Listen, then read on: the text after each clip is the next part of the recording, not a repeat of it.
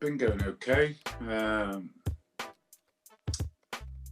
Bit of a tough one, really, the way it happened. You know, I don't mind getting injured when,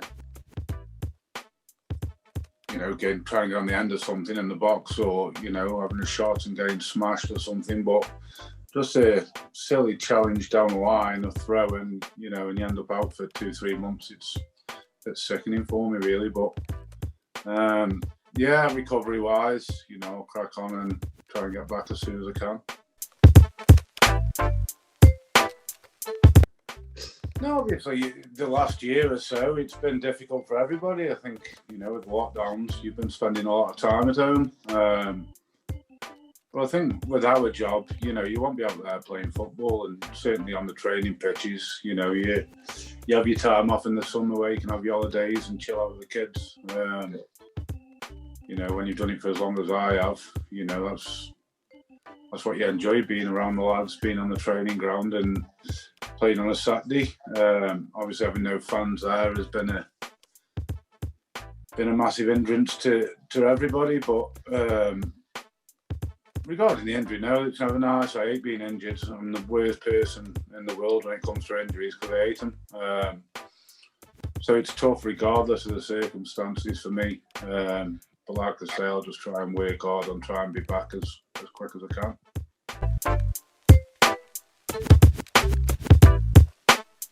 I think what the government do, I think they try and play on small bases. So I remember the first lockdown, they were doing it every 6 weeks, I think it was. I mean, we'll know in a few months, I imagine, when people have the second round of vaccinations, how well it's going to work. I mean, I can't see why, if it does work, and the vast majority have had them in the summer, why it's going to take till March the following year for fans to be allowed back. So I don't know. I think it's all ifs and buts at the minute. I'd hope that the fans will be back before then.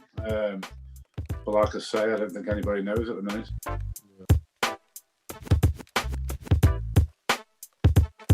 It's horrendous. It's been a tough time for me for the last 12-18 months, really. I feel like I've got a big part to play still, and you feel like you've been held back quite a bit. So the first opportunity you get, you want proof. Certainly when it's somebody like Dan, who I respect and got a lot of time for, we've known a long time. You won't go out there and give them 110%, and for only do that on one occasion was certainly disappointing for me. But like I say, the lads are stuck at it. Regardless of me. Devante's on fire at the minute.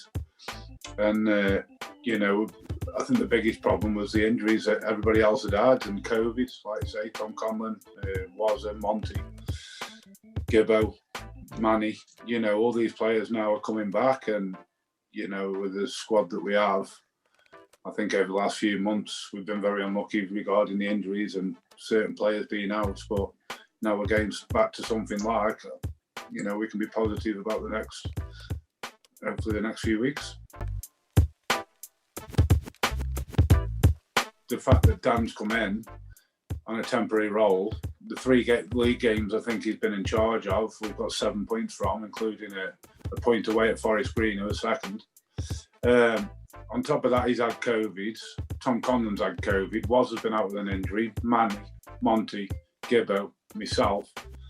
Then we've had the snow and the rain. We've trained on the training pitches, I think, twice in 2-3 weeks.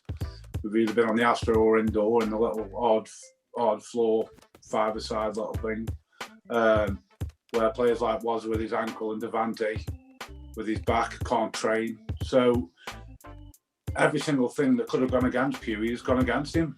But to still, like I say, I know he's been on the phone on the other games, but the 3 games he's been there, we've got 7 points from. So, we can't really ask for any more from him.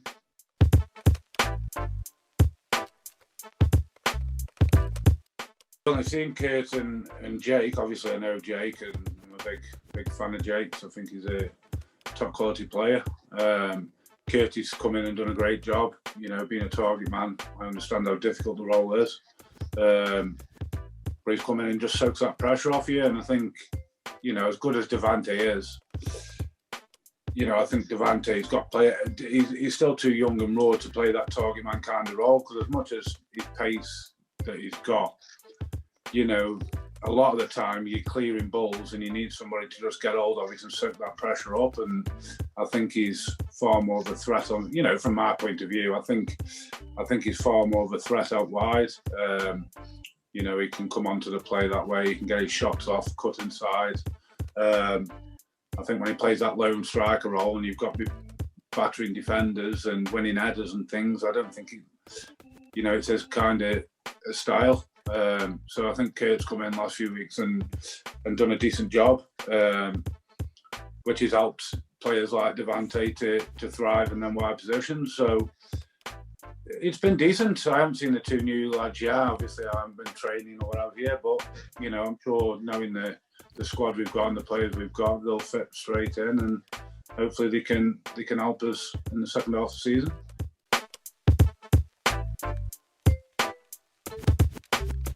I think it was the perfect candidate, really. I think he's a leader. He demands off everybody in training and games. And I think it'll help him take him to the next level. I think the way he's improved, I've said before that the improvement he's shown in the last 12 months, just his confidence and things like that. I think before he's a bit safe, and I said last season that when you've got Joycey sitting, you want your midfielders to support your strikers, and I think because Tom's so technically good on the ball, he'd end up getting too deep, try and go alongside Joycey to get on the ball, and all of a sudden then when we go long, there's no support to the striker. But I think this season he's pressing the deep midfielders, centre-halves, he's getting in the final third more, scoring goals, creating chances, and just being a real nuisance.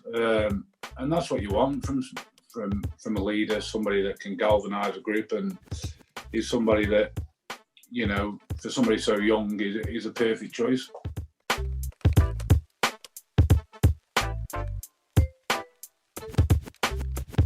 I felt like I've played quite well in the games I've played, and then, you know, you have a bad game and you're out the side for 6 or 7 weeks, and it takes you, you know, like I said, you need game time, you need minutes, you need match sharpness, and you know, I think under the circumstances, considering everything involved, then yeah, I feel like I've done okay. But I said last year, you know, I got 10 goals in, I think it was 19 starts, and I missed 2/3 of the games really. In previous years, I've started 45 probably games a year, and I got 10 goals in 19 starts. So, you know, I do believe with how well we were playing last year, I'd have scored 20 plus last year. You know, and this year, I think again, we've had spells where we've been brilliant and spells where we've been awful. And, you know, obviously I'm going to be biased towards myself, but, you know, I feel like if I'd have played more, then, you know, I think the team would have benefited more, but, you know, that's only my opinion.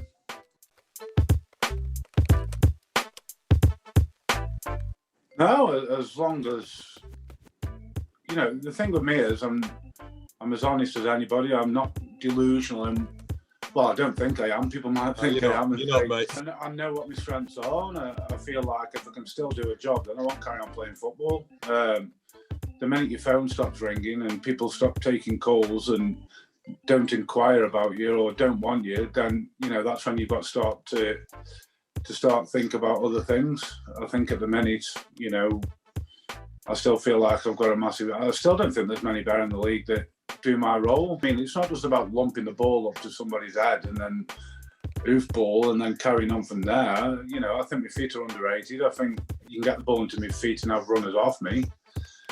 You know, I think I can create and make chances for other people as well. I think the trouble that's been over the last few years when we've struggled is we've been that defensive because we've struggled that there's no real support to me. So you end up often isolated, and it makes your job and role 10 times harder. You know, when a ball's coming up in the air and you can see 2 or 3 people running off you, it makes going up for the header a lot more, gives you more of a target than when the ball's in the air and you can see nobody around you, and there's no point you winning the header in the first place. So there's all different kinds of, you know, I could make excuses and things like that, but I just feel like I can still be a benefit to the team. You know, the minute I I feel like I'm no longer a benefit for the team, then that's when I'll consider doing other things.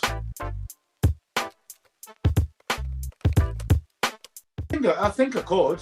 I think football's changing now, and that's what makes it so much more difficult, because, you know, I'm somebody that I demand of people and I get on to people, and you know, I'm more of a, I wouldn't say shouter, you know, I try and get more out of players rather than giving them a cuddle and try and do it that way. I don't, if somebody doesn't want to run or make a tackle, no matter how much you cuddle them, isn't going to force them to make a tackle or run for you.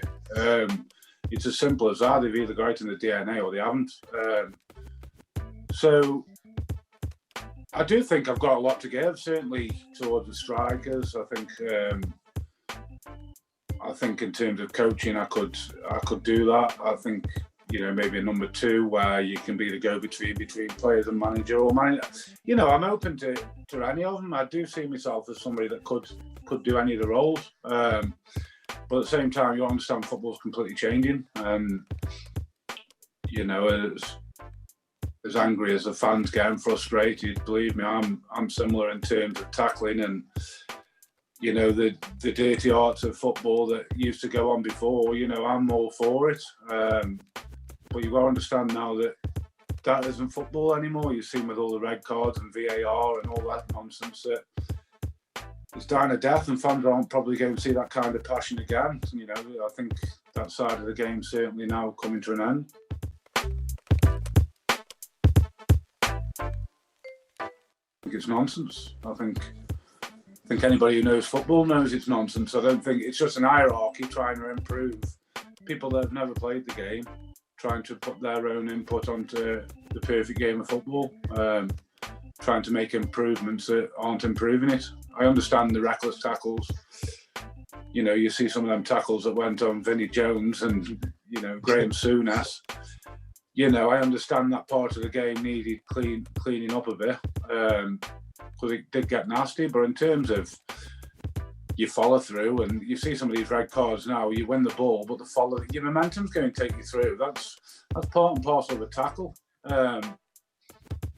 You know, you might injure somebody, but that's how you go into a tackle. You go in to win the ball, and if you catch a man after, you catch the man. You know, I'm not a firm believer in it. So the only thing that should have come in was goal line technology and the potential red cards. I mean, what are the linesmen doing now with this VAR? What's their job?